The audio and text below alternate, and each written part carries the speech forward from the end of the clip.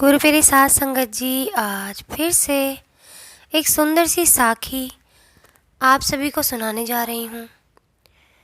गुरु प्यारी साध संगत जी कहते हैं ना, खूबसूरती बाहरी चमड़ी की नहीं, मन की सुंदरता ही सबसे बड़ी सुंदरता मानी गई है। कोई इंसान कितना भी रंग का गोरा क्यों ना हो, लेकिन अगर उसके कर्म अच्छे नहीं है तो उसकी खूबसूरती किसी काम की नहीं। और अगर कोई भी इंसान गहरे रंग का क्यों ना हो और उसके कर्म अच्छे हैं तो उस इंसान से खूबसूरत इंसान इस दुनिया में तो क्या, इस ब्रह्मांड में भी उससे सुंदर कोई नहीं है। तो गुरु प्यारी साध संगत जी, कर्मों का अच्छा होना, कर्मों का सुंदर होना ज़रूरी है, ना कि इस बाहरी चमड़ी का। तो आइए गुरु प्यारी साध संगत जी सुनते हैं ऐसी ही एक सुंदर सी साखी। बहुत समय पहले की बात है। कुछ महिलाएं एक नदी के तट पर बैठी थीं। सभी धनवान होने के साथ साथ अत्यंत सुंदर भी थी। वे नदी के शीतल एवं स्वच्छ जल में अपने हाथ पैर धो रही थीं और पानी में अपनी परछाई देख देख के अपने सौंदर्य पर खुद ही खुश हो रही थी, मंत्रमुग्ध होए जा रही थी। तभी उनमें से एक ने अपने हाथों की प्रशंसा करते हुए बोला, देखो मेरे हाथ कितने सुंदर हैं। लेकिन दूसरी महिला ने दावा किया कि उसके हाथ ज़्यादा खूबसूरत हैं। तीसरी महिला ने भी यही दावा किया और ऐसे ही करके चारों में बहस छिड़ गई। एक बुजुर्ग औरत लाठी टेकती हुई वहां से निकली। उनके कपड़े मैले कुचैले थे। वह देखने से अत्यंत निर्धन लग रही थी, गरीब लग रही थी। उन महिलाओं ने उसे देखते ही कहा, अरे यार, बेकार की तकरार छोड़ो, इस बुढ़िया से ही पूछते हैं कि हम सब में से किसके हाथ सुंदर हैं। उन्होंने बुजुर्ग महिला को बुलाया, ए बुढ़िया, ज़रा इधर आकर ये तो बता कि हम में से किसके हाथ सबसे अधिक सुंदर हैं। बुजुर्ग किसी तरह लाठी टेकती हुई उनके पास पहुंची और बोली कि मैं बहुत भूखी प्यासी हूँ, पहले मुझे कुछ खाने को दो तो चैन पड़ने पर ही बता पाऊंगी। वो सब महिलाएं हंस पड़ी और एक स्वर में बोली, जब भाग यहाँ से, हमारे पास कोई खाना वाना नहीं है। आई भिखारन कहीं की, ये भला हमारी सुंदरता को क्या पहचानेगी, निकल यहाँ से। तो गुरु प्यारी साध संगत जी, वहीं थोड़ी ही दूर पर एक मजदूर महिला बैठी हुई थी। उसने सारी बातें सुनी। उसने बुजुर्ग महिला को देखा, उसको उस पर दया आई। बड़ी ही मेहनती और विनम्र औरत थी वो मजदूर महिला। उसने बुजुर्ग को देखा और उनको प्यार से बुला के अपने पास बिठाया और अपनी पोटली खोलकर अपने खाने में से आधा खाना उनको दे दिया। फिर नदी से लाके ठंडा पानी पिलाया। फिर उस मजदूर महिला ने उन बुजुर्ग महिला के हाथ पैर धोए और अपनी ही फटी धोती से पोंछकर साफ कर दिए। इससे बुजुर्ग महिला को बड़ा आराम मिला। उन्होंने उनके पैर भी दबाए। बुजुर्ग महिला के पैरों में बहुत दर्द हो रहा था। तो गुरु प्यारी साध संगत जी, जब बुजुर्ग महिला को थोड़ा सा आराम मिल गया तो उसने मजदूर महिला को आशीर्वाद दिया और वहाँ से निकलते हुए वो उन महिलाओं के पास पहुँची जो उससे अपनी सुंदरता पूछ रही थी।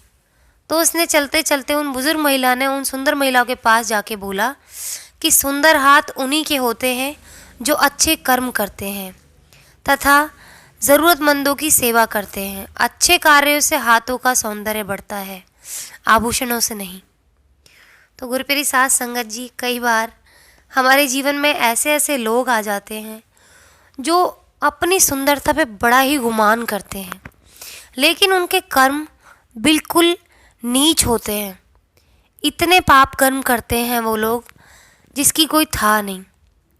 तो ऐसे किसी इंसान की खूबसूरती किसी काम की नहीं जो किसी का दिल दुखाए, जिसका मन काला और रंग गोरा, तो उस इंसान से बदसूरत इंसान इस दुनिया में कोई नहीं है।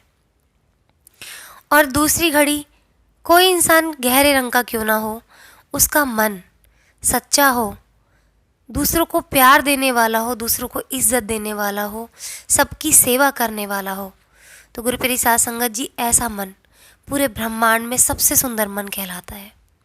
उसको बाहरी आभूषणों की कोई ज़रूरत नहीं। जिसका मन सच्चा होता है ना, उसकी मन की खूबसूरती उसके चेहरे पर झलकती है। उसकी आंखें बहुत सुंदर होती है, उसके आंखों से वो निश्चलता, वो मासूमियत झलकती है। तो गुरु प्यारी साध संगत जी, ये बाहरी चोला तो एक दिन जल जाएगा, ये चमड़ी जल जाएगी। अगर कोई हमारे जाने के बाद भी हमें याद करेगा तो हमारे अच्छे कर्मों के लिए।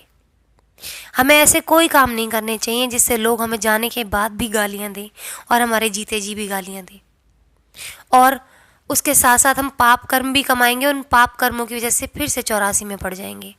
तो ऐसा कोई काम नहीं करना है जिसकी वजह से किसी का दिल दुखे। ऐसे कर्म कमाओ कि हम हमेशा उनके दिल में मीठी याद छोड़कर जाएं। वो हमेशा जब भी हमें याद करें तो उनकी आंखों में एक खुशी के आंसू हो कि वो इंसान कितना अच्छा था। वो जब तक जिया तब तक खुशियाँ बांटी, और उसके जाने के बाद भी उसका नाम लेते ही लोगों के चेहरे पे मुस्कान आ जाए।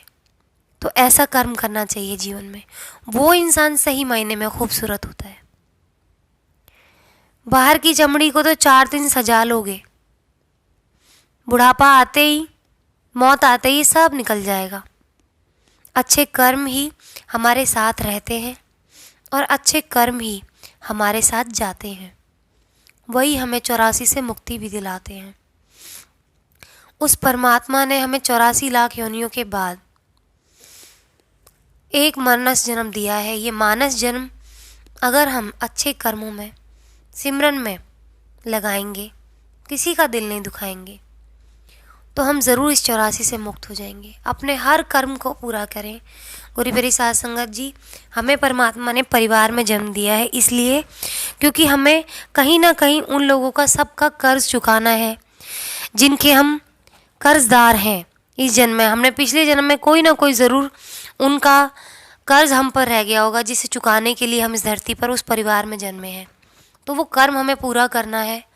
उस कर्म को अगर हम नहीं पूरा करेंगे, उस ग्रस्त जीवन को नहीं निभाएंगे, उसको छोड़ के अगर हम किसी का भला करेंगे तो भी हमारा कोई भला नहीं हो सकता।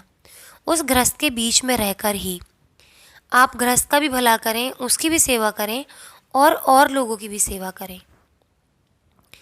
जब आप ये सेवा के मार्ग पे चल पड़ेंगे तो आपको कोई नहीं रोक सकता परमात्मा के पास जाने से, परमात्मा में विलीन हो जाने से, और इस 84 से आप यूं ही मुक्त हो जाएंगे अगर इस तरह से अच्छे कर्म करेंगे। तो गुरु प्यारी साध संगत जी, आज इसी के साथ इस सुंदर सी साखी को समाप्त करना चाहूँगी। मिलती हूँ आपसे अपनी अगली वीडियो में नई साखी और शब्द के साथ। तब तक के लिए मुझे आशीर्वाद दें और सिमरन करते रहें।